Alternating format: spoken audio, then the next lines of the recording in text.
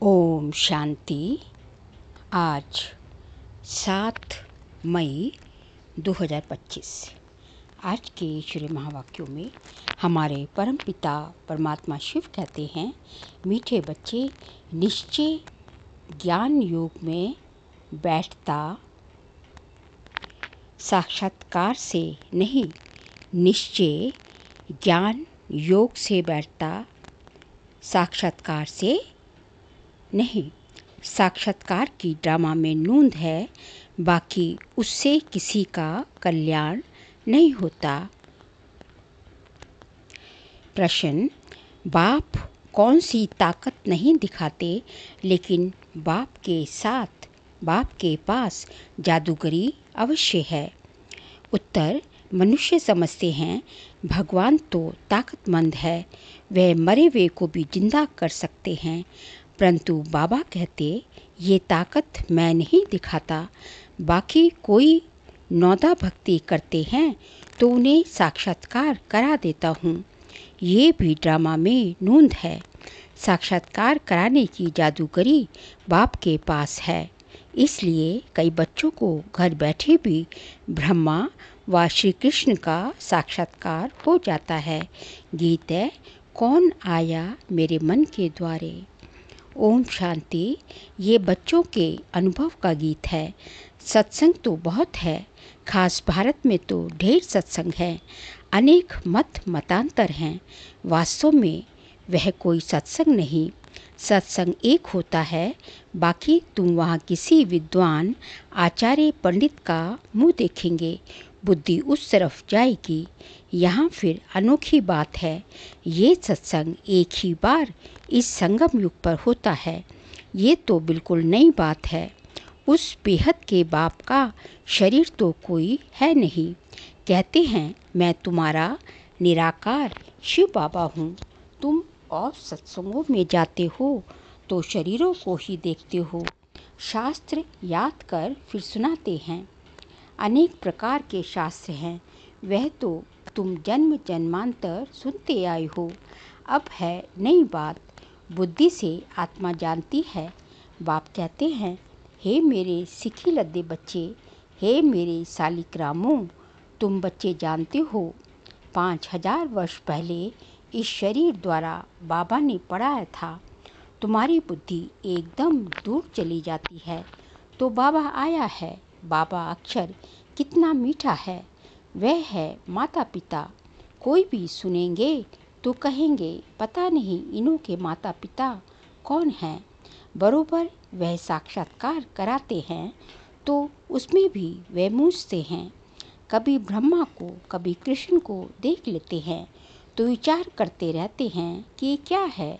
ब्रह्मा का भी बहुतों को घर बैठे साक्षात्कार होता है। अब ब्रह्मा की तो कभी कोई पूजा करते नहीं, श्री कृष्ण आदि की तो करते हैं। ब्रह्मा को तो कोई जानते भी नहीं होंगे।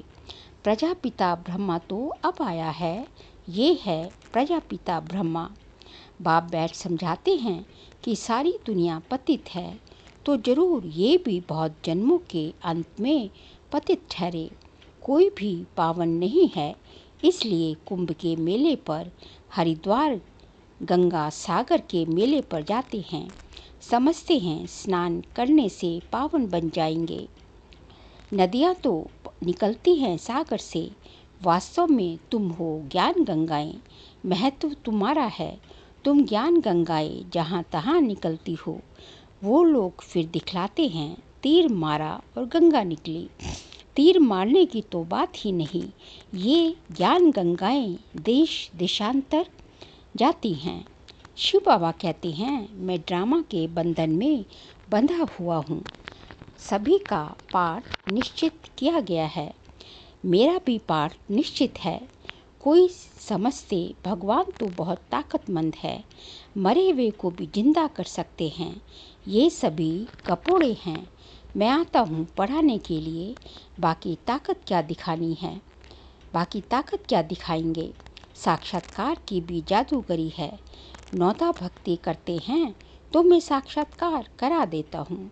जैसे काली का रूप दिखलाते हैं, उन पर फिर तेल चढ़ाते हैं। अब ऐसी काली तो है नहीं, परंतु काली की नौदा भक्ति बहुत करते हैं। वास्तव में काली तो जगदम्बा है। काली का ऐसा रूप तो नहीं, परंतु नौदा भक्ति करने से बाबा भावना का भाड़ा दे देते हैं। काम चिता पर बैठने से काले बने, अब ज्ञान चिता पर बैठ गोरे बनते हैं। जो काली अब जगदम्बा बनी है, वह साक्षात्कार कैसे कराएगी? वह तो अभी बहुत जन्मों के अंत के भी अंत वाले जन्म में है। देवताएं तो अभी है ना, देवताएं तो अभी है नहीं, तो वह क्या साक्षात्कार कराएंगे? बाबा समझाते हैं, ये साक्षात्कार की चाबी मेरे हाथ में है। अल्पकाल के लिए भावना पूरी करने के लिए साक्षात्कार करा देता हूँ, परंतु वह कोई मेरे से नहीं मिलते। मिसाल एक काली कर देते हैं। इस रीति बहुत है, हनुमान, गणेश आदि।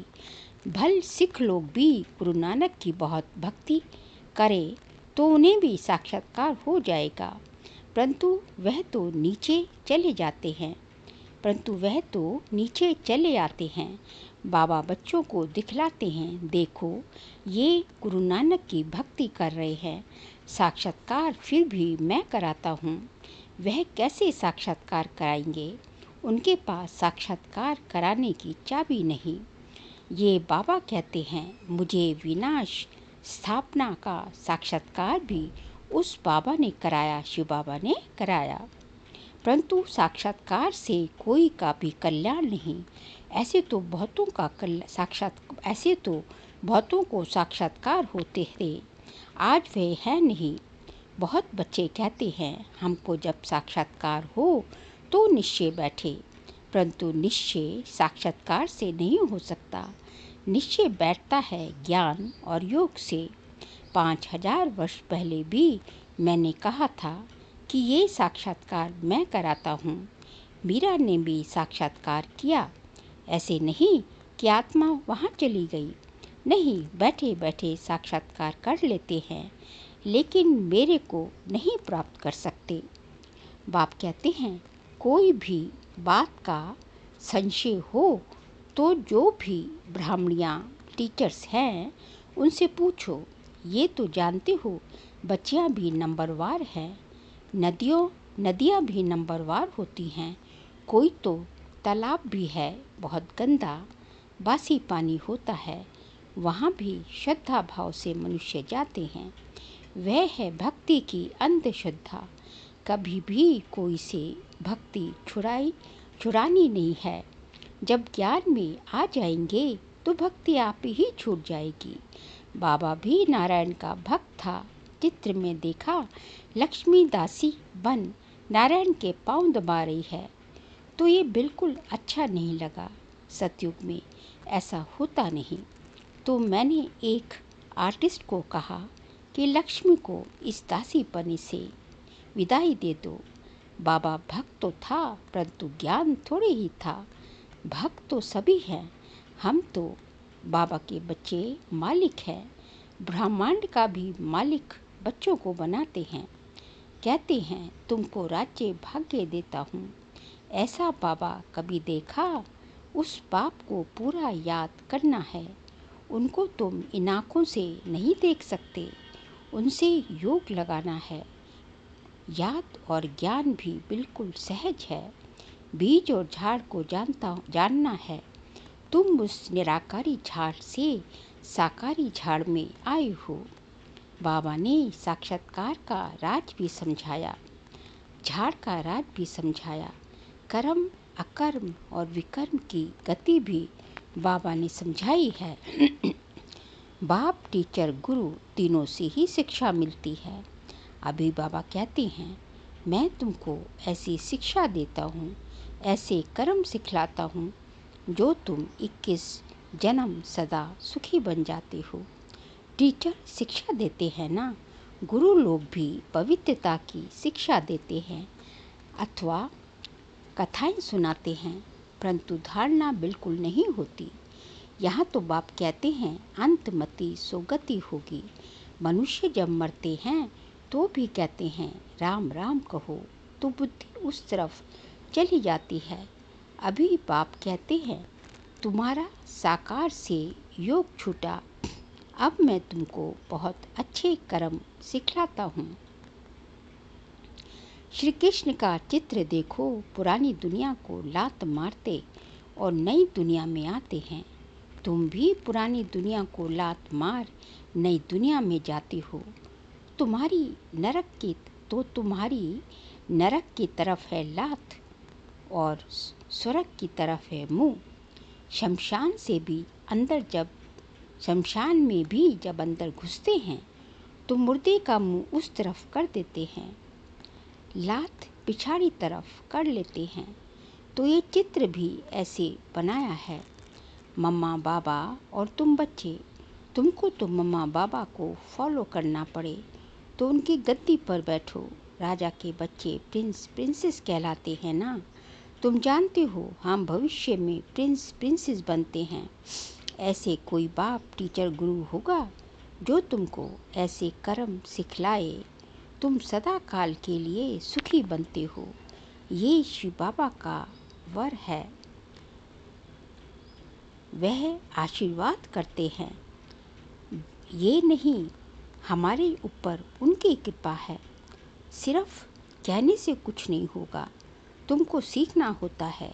सिर्फ आशीर्वाद से तुम नहीं बन जाएंगे, उनकी मत पर चलना है, ज्ञान और योग की धारणा करनी है। बाबा समझाते हैं कि मुख से राम राम कहना भी आवाज हो जाता। तुमको तो वाणी से परे जाना है, चुप रहना है। खेल भी बहुत अच्छे अच्छे निकलते हैं। अनपढ़े को बुद्धू कहा जाता है। बाबा कहते हैं कि अब सभी को भूलकर तुम बिल्कुल बुद्धू बन जाओ। मैं जो तुमको मत देता हूँ उस पर चलो। परमधाम में तुम सभी आत्माएं बिना शरीर के रहती हो, फिर यहाँ आकर शरीर लेती हो, तब जीवात्मा कहा जाता है। आत्मा कहती है मैं एक शरीर छोड़ दूसरा लेती हूँ, तो बाप कहते हैं मैं तुमको फर्स्ट क्लास कर्म सिखलाता हूँ। टीचर पढ़ाते हैं, इसमें ताकत की क्या बात है। साक्षात्कार कराते हैं, इसको जादूगरी कहा जाता है। मनुष्य से देवता बनाना ऐसी जादूगरी कोई कर ना सके। बाबा सौदागर भी है, पुराना लेकर नया देते हैं। इनको पुराना लोहे का बर्तन कहा जाता है, इनका कोई मूल्य नहीं। आजकल देखो तांबे के भी पैसे नहीं बनते, वहाँ तो सोने के सिक्के होते हैं। कहाँ सतयुग में। वंडर है ना, क्या से क्या हो गया है। बाप कहते हैं मैं तुमको नंबर 1 कर्म सिखलाता हूँ। मन मनाभव हो जाओ। फिर है पढ़ाई, जिससे स्वर्ग का प्रिंस बनेंगे।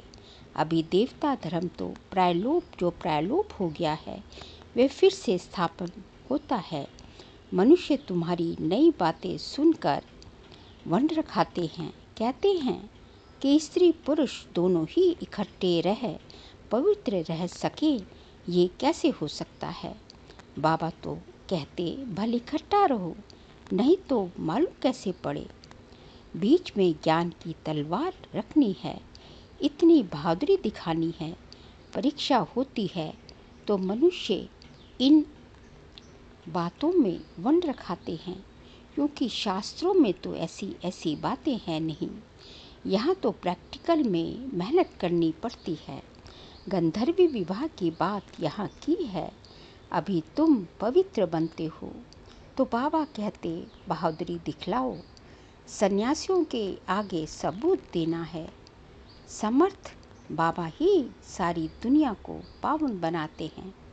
बाप कहते हैं भल साथ में रहो, सिर्फ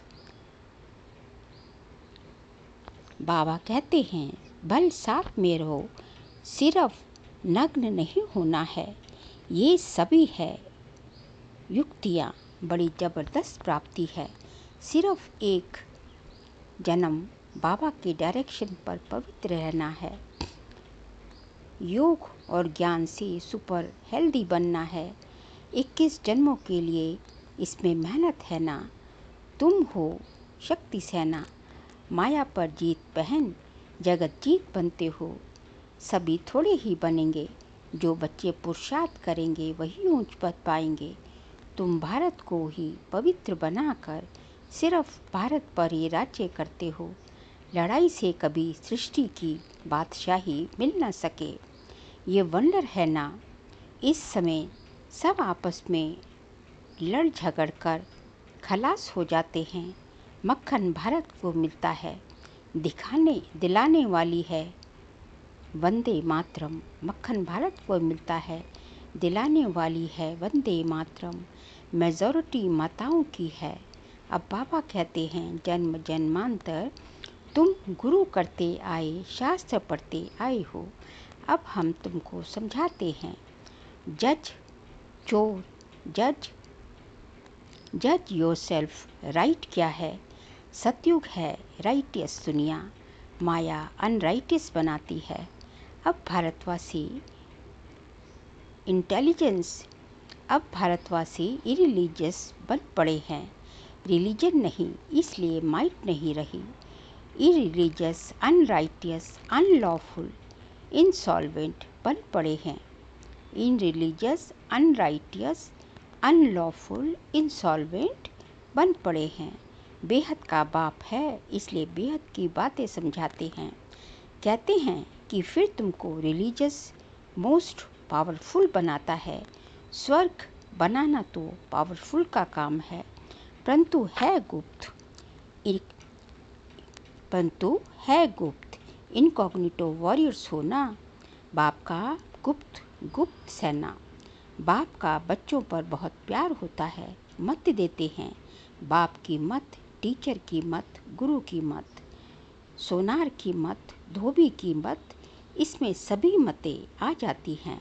अच्छा, मीठे मीठे सिकिल दे बच्चों प्रति माता पिता बाप दादा का याद प्यार और गुड मॉर्निंग। रूहानी बाप की रूहानी बच्चों को नमस्ते। हम रूहानी बच्चों की रूहानी बाप दादा को नमस्ते नमस्ते नमस्ते। सार के लिए पॉइंट्स हैं।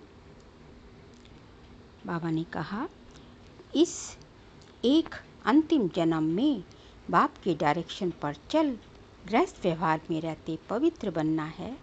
इसमें बहादुरी दिखानी है। सेकंड पॉइंट, श्रीमत पर सदा श्रेष्ठ कर्म करना है।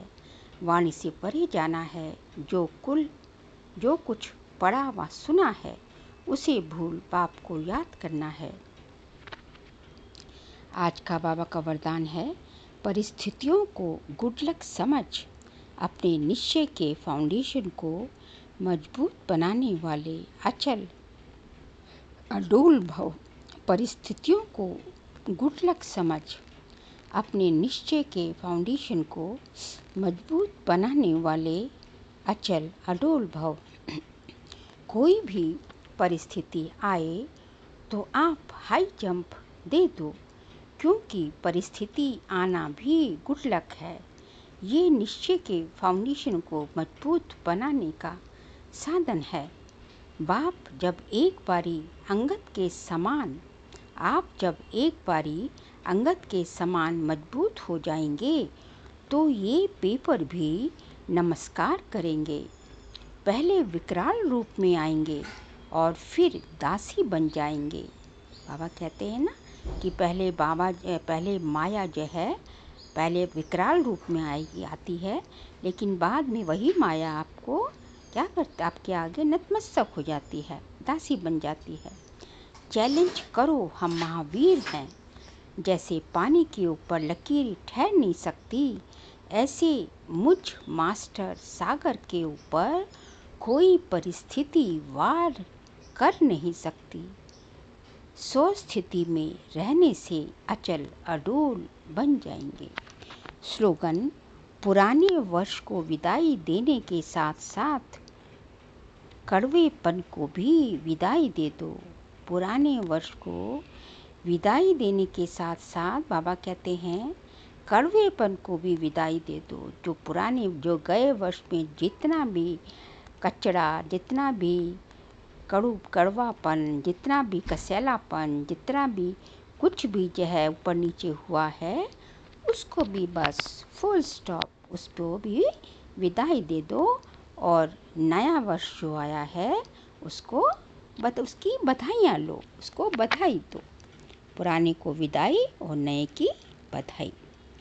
फिर जो है मई मास का व्यक्ति इशारे का सब्जेक्ट है, रूहानी रॉयल्टी और प्योरिटी की पर्सनालिटी धारण करो। आज का पॉइंट है, यदि वरदाता और वरदानी दोनों का संबंध समीप और स्नेह के आधार से निरंतर हो, यदि वरदाता और वरदानी दोनों का संबंध, वरदाता बाप और हम वरदानी, दोनों का संबंध समीप और स्नेह के आधार से निरंतर हो और सदा कंबाइंड रूप में रहो, तो पवित्रता की छत्र छाया स्वतः रहेगी।